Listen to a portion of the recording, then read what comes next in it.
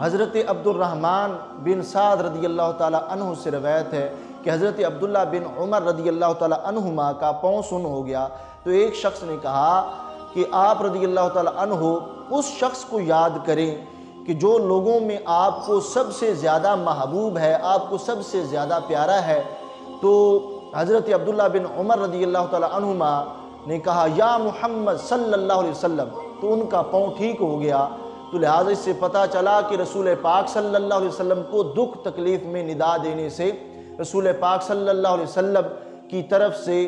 رحمت جو ہے، رحمت کی نظر وہ بندے کو میسر آتی ہے، اور رسول پاک صلی اللہ علیہ وسلم جو ہے اس کی وہ دکھ اور تکلیف جو ہے اسے دور کرتے ہیں۔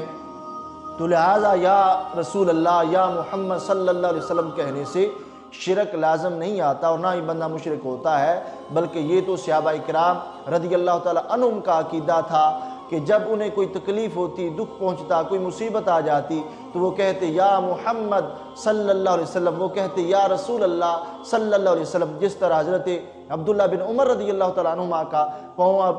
سن ہو گیا تھا، جب انہوں نے یا محمد صلی اللہ علیہ وسلم کہا تو ان کا پاؤں جو ہے ٹھیک ہو گیا۔ تو لہٰذا یا رسول اللہ یا حبیب اللہ یا محمد کہنا،